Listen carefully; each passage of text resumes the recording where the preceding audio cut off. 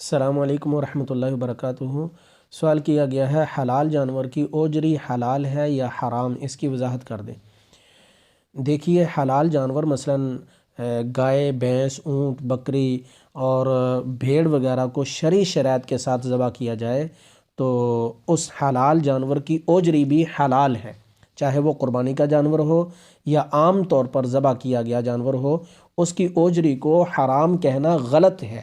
اللہ تعالیٰ قربانی کے جانوروں کے بارے میں قرآن کریم سورہ حج کی آیت نمبر 36 میں ارشاد فرماتے ہیں فَإِذَا وَجَبَتْ جُنُوبُهَا فَكُلُوا مِنْهَا وَأَطْعِمُوا الْقَانِعَ وَالْمُعْتَرَّ، پھر جب ان کے پہلو زمین پر گر جائیں یعنی ذبح ہو جائیں تو ان میں سے کھاؤ اور امیر و غریب کو کھلاؤ۔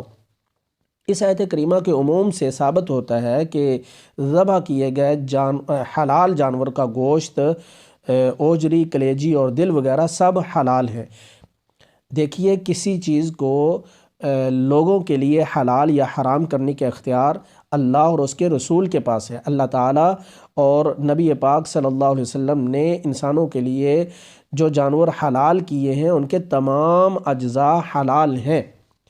ہاں اگر وہ خود ہی ان جانوروں کی کسی چیز کو حرام کر دیں تو الگ بات ہے، جیسے قرآن پاک میں سورہ انعام آیت نمبر 145 میں حلال جانور کو ذبح کرتے وقت جو اس کی رگوں سے خون نکلتا ہے جسے دم مسفوک کہا جاتا ہے، اللہ تعالیٰ نے اسے حرام قرار دیا ہے۔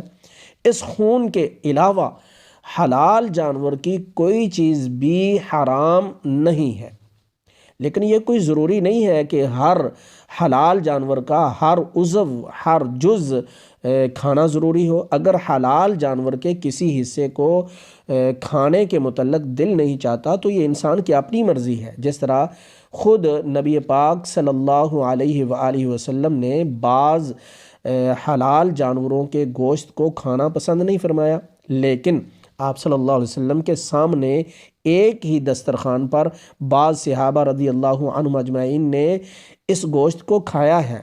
اس کا مطلب یہ ہے کہ کسی چیز کا ناپسند ہونا اور بات ہے اور اسے حرام قرار دینا اور بات ہے۔ لہذا اوجری کا حرام ہونا یا گندہ خبیث ہونا یا مکروہ ہونا قرآن پاک، حدیث شریف اور اجماع یا آثار سلف صالحین سے بالکل ثابت نہیں ہے، بلکہ اس کے برعکس رسول اللہ صلی اللہ علیہ وسلم سے اوجری کا گوشت کھانا ثابت ہے، جس طرح شرح معانی الآثار للطحاوی جلد نمبر 1 صفحہ نمبر 103 حدیث نمبر 384 اور اس کی سند حسن درجے کی ہے۔ مشہور ثقہ تابعی امام محمد بن المنقدر رحمہ اللہ فرماتے ہیں میں نبی پاک صلی اللہ علیہ وسلم کی بیویوں میں سے ایک بیوی یعنی ام المؤمنین مومنوں کی ماں کے پاس گیا تو انہوں نے فرمایا کہ رسول اللہ صلی اللہ علیہ وسلم میرے پاس تشریف لائے اور میرے پاس اوجری تھی جو لٹک رہی تھی، تو آپ صلی اللہ علیہ وسلم نے فرمایا کہ اگر تم اس اوجری میں سے ہمارے لیے کچھ اس طرح پکا دو تو ہم بھی کھا لیں۔ تو مومنوں کی ماں فرماتی ہیں پھر میں نے ایسا ہی کیا، یعنی اوجری پکائی تو آپ صلی اللہ علیہ وسلم نے اسے کھایا اور دوبارہ وضو نہیں کیا۔ اچھا، سونے پہ سہاگا، اس حدیث کو تو مشہور حنفی عالم علامہ بدر الدین محمود بن احمد العینی نے بھی اپنی کتاب نخب الافکار میں جلد نمبر 2 صفحہ نمبر 25 اور 26 پر اسنادہ صحیح کہا ہے۔ اس لیے حلال جانور کی اوجری کے حلال ہونے میں کوئی شبہ نہیں ہے۔